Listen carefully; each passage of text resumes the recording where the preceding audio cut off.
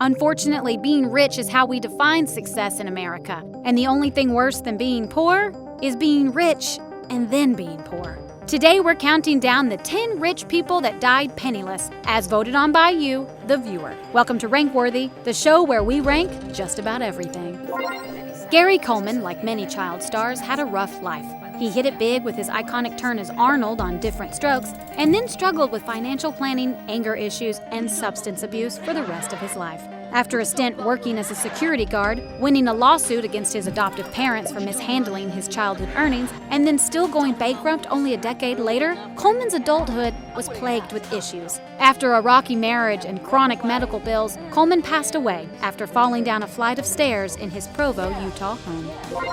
Born Constance Frances Marie Coleman, the woman who would go on to become Veronica Lake had anything but an idyllic existence. She began her career as a pinup model and would go on to become an A-list actress. She was thought of as the most beautiful woman of her era, but mental illness and alcoholism ultimately caused her to squander away her wealth.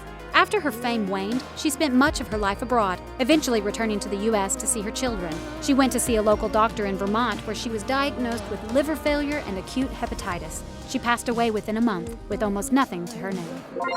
Billie Holiday is an icon. She's one of the most successful jazz singers in history.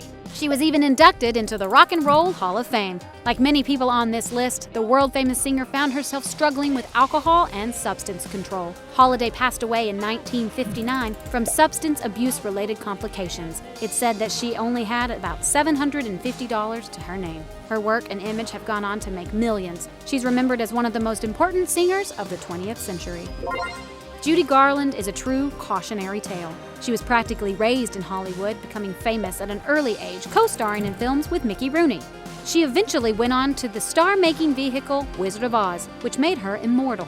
However, with all this fame and fortune comes studio executives conspiring to get her addicted to pharmaceuticals, a string of bad men, and at best, an adversarial relationship with her mother.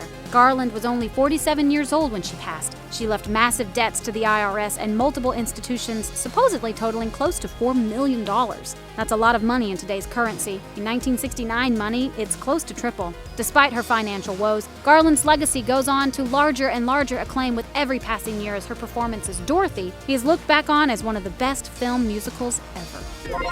Edgar Allan Poe's death is a topic of much debate. Some say he passed of rabies, others carbon monoxide poisoning, and yet some think it was cooping, a practice in the 1800s where individuals would be made to drink large amounts of alcohol and then forced to vote for a specific politician. No one knows for sure the exact reason why he died. One thing all scholars can agree on, though, is that he was dirt poor for the entire time he lived. So much so, in fact, that the year he died, he'd only made $271, a sum which he was attempting to support a family of 3 on. Needless to say, he's now one of the most famous writers in the Western world. Nikola Tesla is the closest thing we're going to get to a real-life Tony Stark, except for the fact that Tesla died broke as shit. Tesla discovered alternating current and popularized the use of electricity. He could have been a billionaire, but he tore up the contracts between him and Westinghouse Electric Corporation. In 1901, Tesla had an idea to give everyone on the Atlantic seaboard free electricity by constructing a tower named the Wardenclyffe Tower. Ultimately, the project collapsed. Tesla was publicly shamed, and he died alone, massively in debt, and profoundly mentally unstable. His body was found in a dilapidated building surrounded by dead pigeons. It has been proposed that he was living off of them before he passed away. Oscar Wilde's wit is world-renowned. Despite being one of the quintessential writers and humorists of his day, he passed away in what one biography of the time described as relative poverty. He left his children roughly 250 pounds, which in today's money would be roughly $30,000. However, when you think about how much money his works had made up until that time, only having 250 pounds is a shockingly low amount.